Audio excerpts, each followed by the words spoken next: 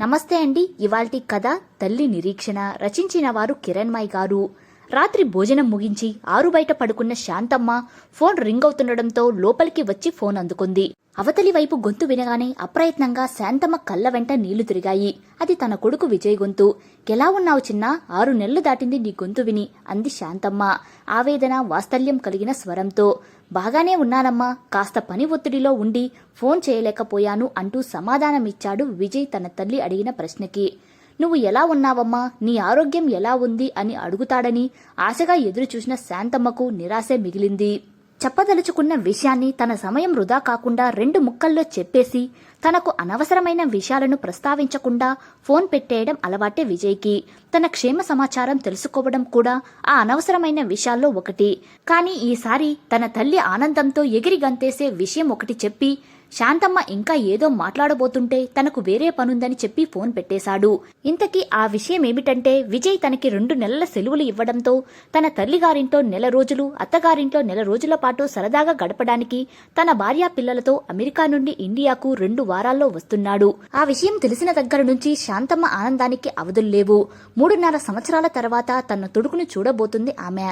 Phone పెట్టేసి తిరిగి ఆరు బయటకు వచ్చి పడుకున్న శాంతమ్మకు నిద్ర పట్టడం లేదు.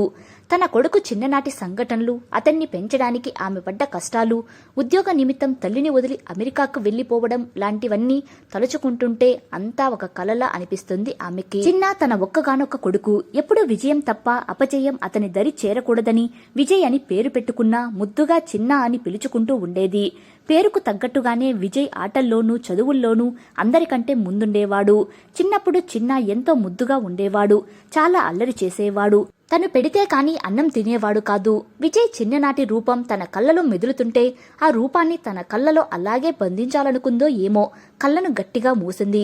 అప్పటిదాకా తన కళ్ళలో కదలాడిన జ్ఞాపకాలు కన్నీరుగా కరిగి కళ్ళ నుండి బయటకు వచ్చి చెక్కుల మీదగా ప్రవహించసాగాయి. చిట్టి చిట్టి చేతులతో తన చిన్న ఏడవకు అమ్మ అంటూ చెంపలపై చేరిన కన్నీటిని తుడుస్తున్నట్టు అనిపించి ఒక్కసారిగా కళ్ళు తెరిచి చూసింది శాంతమ్మ. అంతా తన భ్రమ. అయినా తన పిచ్చి కాని చిన్న ఇప్పుడు చిన్నవాడు కాదు కదా. 2 పిల్లల తండ్రి. వాడి కుటుంబం, ఆఫీసు తప్ప మరో ధ్యాస లేనంత పెద్దవాడైపోయాడు. కన్న తల్లి యోగక్షేమాలు కూడా తెలుసుకోలేనంత గొప్పవాడైపోయాడు అనుకుంది పొంగుకొస్తున్న కన్నీటిని కొంగుతో తుడుచుకుంటూ. శాంతమ్మ ఇలా భ్రమపడటం ఇది మొదటిసారి కాదు. తను బాధపడిన ప్రతిసారి చిన్న తన కన్నీళ్లను తుడుస్తున్నట్టుగా, ఆరోగ్యం సహించక తనకేమవుతుందో అని భయపడిన ప్రతిసారి నీకేం కాదమ్మా, భయపడుకు, నేనున్నాను కదా అని తన భుజం తడుతూ భయాన్ని పోగొడుతున్నట్టు భ్రమపడుతూ ఉంటుంది.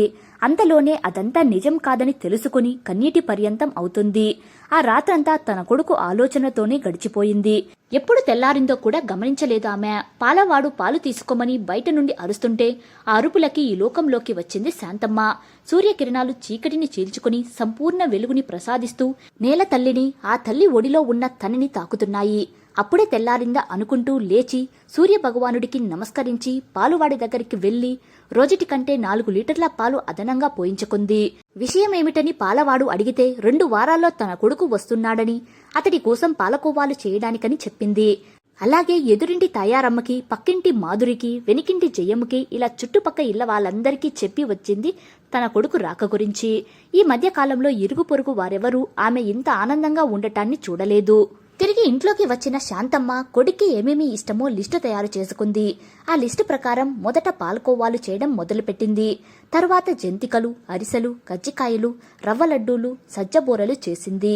ఊర మిరపకాయల వడియాలు పెట్టింది. ఇలా వారం రోజుల పాటు ఆరోగ్యం సహకరించకుండా తన కొడుక్కి ఇష్టమైన వంటకాలన్నీ చేసి సిద్ధంగా ఉంచింది. ఇంకా తన కొడుకు రావడానికి వారం రోజులు ఉన్నాయి. ప్రతి క్షణం ఒక యుగంలా గడుస్తుంది శాంతమ్మకు. అమెరికాలో సాఫ్ట్వేర్ ఇంజనీర్గా పనిచేస్తున్న విజయ్కు 9 ఏళ్ల క్రితం రమ్యతో వివాహమైంది. వివాహానంతరం తన భార్యను తీసుకుని అమెరికాకు వెళ్లిన కొడుకు ఈ 9 ఏళ్ల కాలంలో 3 సార్లు మాత్రమే తన తల్లిని చూడటానికి వచ్చాడు. మొదటిసారి వచ్చినప్పుడు పిల్లలతో వచ్చాడు. తర్వాత నుంచి ఒక్కడే వచ్చేవాడు. అదేమని అడిగితే ఏవో కారణాలు చెప్పేవాడు. జరిగిందేదో జరిగిపోయింది. ఇన్నాళ్లకైనా తన చిన్న అతని పిల్లలను తీసుకుని తనని చూడటానికి వస్తున్నాడు. అదే చాలు అనుకుని సంబరపడిపోతుంది శాంతమ్మ. కొడుకు రాక కోసం ఎదురు చూస్తున్న ఆమెకు వారంలో 4 రోజులు చాలా భారంగా గడిచాయి. ఇంకా 3 రోజులే అంటే 72 గంటలు, 4320 నిమిషాలు. నిమిష నిమిషానికి గడియారం వంక చూస్తుంది. మన్ను తిన్న పాములా నిదానంగా కదులుతున్న గడియారం నిమిషాల ముళ్ళును చూస్తుంటే చిరాకేస్తుంది శాంతమ్మకు. కొడుకు కోసం ఇలా ఎదురు చూడడం కొత్తేమీ కాదు ఆమెకు. చిన్న తన కడుపులో ఉన్నప్పుడు 9 మాసాలు ఎదురు చూసింది. ఎప్పుడెప్పుడు తన చిట్టి తండ్రిని తన చేతుల్లోకి తీసుకుని ముద్దాడుదామా అని. అతడు పుట్టాక మళ్లీ ఎదురు చూడడం మొదలుపెట్టింది, తనని అమ్మా అని పిలిచే రోజు కోసం. ఆ రోజు రానే వచ్చింది. ఆనందంతో ఉక్కిరిబిక్కిరి అయిపోయింది ఆ తల్లి. 5 ఏళ్లకి బడిలో చేర్పించింది చిన్నాని శాంతమ్మ. 4 ఏళ్ల పాటు తల్లిని బాగా అలవాటు పడిన తన కొడుకు ఆమెను వదిలిపెట్టి బడికి వెళ్లనని ఒకటే మారం చేసేవాడు. అప్పుడు శాంతమ్మ, నువ్వు వచ్చేదాకా నేను ఇక్కడే ఉంటాను కన్నా, ఏడవకుండా చక్కగా చదువుకోమని సర్ది చెప్పి స్కూల్లో దించి చిన్న స్కూల్ వదిలిపెట్టి వచ్చేదాకా అక్కడే ఎదురు చూస్తూ కూర్చునేది. స్కూల్ వదిలిపెట్టగానే చిన్న పరిగెత్తుకుంటూ వచ్చి అమ్మా అంటూ తన్ని చుట్టేసేవాడు. ఆ స్పర్శ కోసం ఎంతసేపైనా ఎదురు చూడొచ్చు అనిపించేది ఆమెకు. నిజానికి కొడుకు కోసం ఎదురు చూడటంలో ఏ తల్లికి అయినా ఆనందం ఉంటుంది. అప్పటిదాకా అదే ఆనందం తను పొందింది. చిన్న స్కూల్ చదువైపోయాక పై చదువుల కోసం వేరే ఊరు వెళ్లి అక్కడే హాస్టల్లో ఉండి చదువుకునేవాడు. అప్పటి నుండి ఆమె ఎదురుచూపు బాధను, నిరాశను మిగిల్చింది. కారణం చిన్నాలో వచ్చిన మార్పే. శాంతమ్మ తను సరిగ్గా తినకుండా పైసా పైసా కూడబెట్టిన డబ్బులతో సరుకులను తెప్పించి రకరకాల పిండి వంటలు చేసి వాటిని తీసుకెళ్లి కొడుక్కి ఇచ్చివచ్చేది. బదులుగా బాగున్నాయమ్మా అనే చిన్న మాట కోసం ఎదురు చూసేది. ఎందుకమ్మా ఇవన్నీ? ఆయిల్ ఫుడ్స్ ఎవరు తింటారని తెచ్చావు అంటూ విసుక్కునేవాడు. చివుక్కుమనేది శాంతమ్మ మనసు. పండగలను తన కొడుకుతో సంతోషంగా జరుపుకోవాలని, అతడికి పండగ సెలవులు ఎప్పుడు ఇస్తారా అని ఎదురుచూసేది.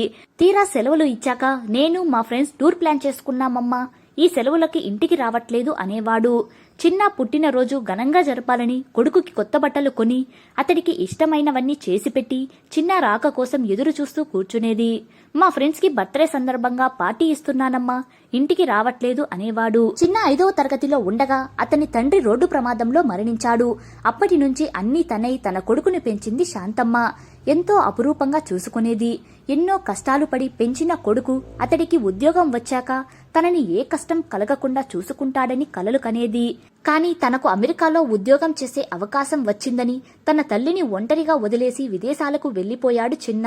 అప్పటి నుంచి కొడుకు ఫోన్ కోసం ఎదురు చూడని రోజంటూ లేదు. ఏ 6 నెలలకొకసారి ఫోన్ చేసి 2 నిమిషాలు మాట్లాడి పెట్టేసేవాడు. ఆమె చేస్తే బిజీగా ఉన్నానంటూ విసుక్కునేవాడు. అతని రాక కోసం సంవత్సరాల తరబడి ఎదురు చూసేది.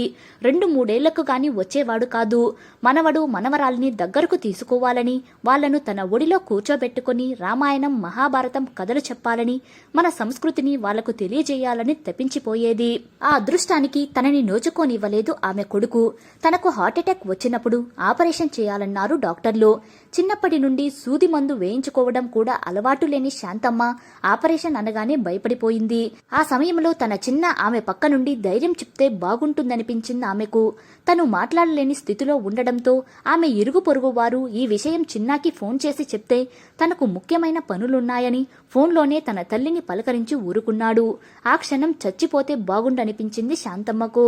చూస్తుండగానే 3 రోజులు ఇట్టే గడిచిపోయి తను ఎదురు చూసే రోజు రానే వచ్చింది. చిన్నా కోసం ఎదురు చూస్తూ బయట అరుగు మీద కూర్చున్న శాంతమ్మ రాత్రి కావస్తున్నా ఇంకా తన కొడుకు రాకపోవడంతో ఫోన్ చేద్దామనుకుంటూ ఉండగా చిన్నానే ఫోన్ చేశాడు. ఏమైంది కన్నా, ఇంకా రాలేదు అని ఆతృతగా అడిగిన శాంతమ్మతో, మేము రావట్లేదు అమ్మా, లాస్ట్ మినిట్లో ట్రిప్ క్యాన్సిల్ చేసుకున్నాం. పిల్లలు అక్కడ వాళ్ళకి బోరింగ్గా ఉంటుందని ఒకటే గోల చేశారు. అందుకే ప్యారిస్కి వచ్చాం. ఈసారి సెలవులకు వస్తాం సరేనా అంటూ పెట్టేశాడు. గుండెపోటు వచ్చినంత పనైంది శాంతమ్మకు. ఆమె కళ్ళు కన్నీటి సముద్రాలైనాయి. తన ఎదురు చూపుకి ఫలితం ఎప్పుడు ఇలాగే ఉంటుంది కదా, ఇప్పుడు కొత్తేముంది అనుకుంటూ మంచంపై పడుకున్న శాంతమ్మకు మత్తుగా అనిపించడంతో కళ్ళు మూసుకుని పడుకుంది. తెల్లవారుజామున 6 గంటలైంది. శాంతమ్మ ఇంకా నిద్రలేవలేదు.